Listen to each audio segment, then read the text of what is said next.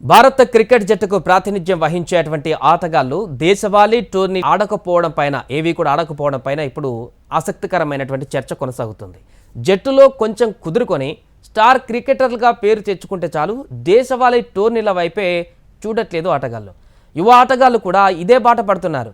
ఇది ఎన్నో ఏళ్ల నుంచి ఉన్నటువంటి ఒరవడి అయినా కూడా యువ wicket keeper batsmen Ishan Kishan వ్యవహారంతో ఇప్పుడు ఒక పెద్ద చిచ్చే రాజుకుంది.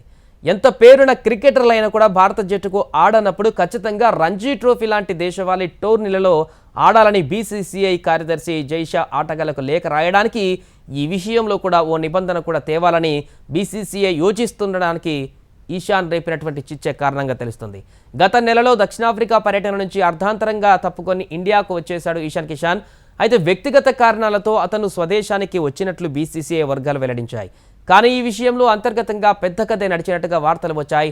తనకు తుది జట్టులో చోటు ఇవ్వకపోవడం పైన అసహనం చెంది అతను స్వదేశానికి వచ్చేయాలని నిర్ణయించుకున్నాడని, ఇది టీం మేనేజ్మెంట్కు ఆగ్రహం తెప్పించి ఆ తర్వాత ఆస్ట్రేలియా సిరీస్కు అతన్ని పక్కన పెట్టారని బీసీసీఐ వర్గాలలో చర్చ జరిగింది.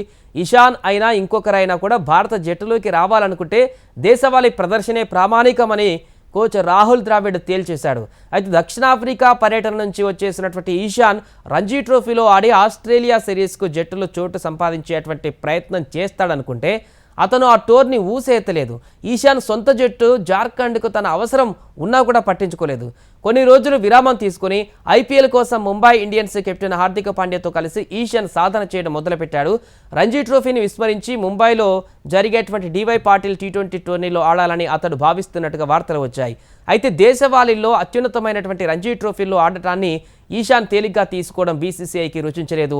ఈ నేపథ్యంలోనే భారత క్రికెటర్లు జట్టుతో లేనప్పుడు ఖచ్చితంగా రంజీ ట్రోఫీ ఆడాలనేటువంటి ఒక నిబంధన తేవాలని ఈ విషయంలో కొన్ని మార్గదర్శకాలు రూపొందించారని భావిస్తున్నట్టుగా తెలుస్తోంది. ఈ క్రమంలోనే జైషా భారత క్రికెటర్లకు ఒక లేఖ రాశాడు. టీమిండియాకు ఆడనప్పుడు రంజీ ట్రోఫీతో పాటు ఇతర దేశవాళీ ఫస్ట్ క్లాస్ క్రికెట్ టోర్నీలో పాల్గొనాలని ఇందులో స్పష్టం చేశారు. ఆస్ట్రేలియా, ఇంగ్లాండ్ లాంటి దేశాలలో దేశవాళీ క్రికెట్కు అక్కడి బోర్డులు ఎంతో ప్రాధాన్యం ఇస్తాయి. ఇంగ్లాండ్లో కౌంటీ క్రికెట్ ఎంత బలంగా ఉందో తెలిసిందే. ఇంగ్లాండ్ స్టార్ క్రికెటర్లు చాలామంది అందులో ఆడతారు. మన క్రికెటర్లు కూడా సీజన్లో అక్కడికే వెళ్ళి కౌంటీల్లో ఫస్ట్ క్లాస్ మ్యాచ్లు కూడా ఆడుతుంటారు. మరోవైపు ఆస్ట్రేలియాలో షెఫీల్డ్ షీల్డ్ టోర్నీ కూడా బాగా పాపులర్. వీటిలో కూడా అంతర్జాతీయ ఆటగాళ్ల ప్రాతినిధ్యం ఉంటుంది. కానీ ఇండియాలో మాత్రం పరిస్థితి భిన్నం. భారత క్రికెటర్లు ఎవరు కూడా రంజీ ట్రోఫీలో కనిపించారు. స్టార్ ఆటగాళ్ల సంగతి సరే ఇక ఒకసారి భారత జట్టులోకి వచ్చాక మళ్ళీ రంజీలు ఆడటం అన్నదే ఉండదు. ఇక జట్టులో చోటు కోల్పోయి గడ్డు పరిస్థితులు ఎదురైతే తప్ప కథ మారదు.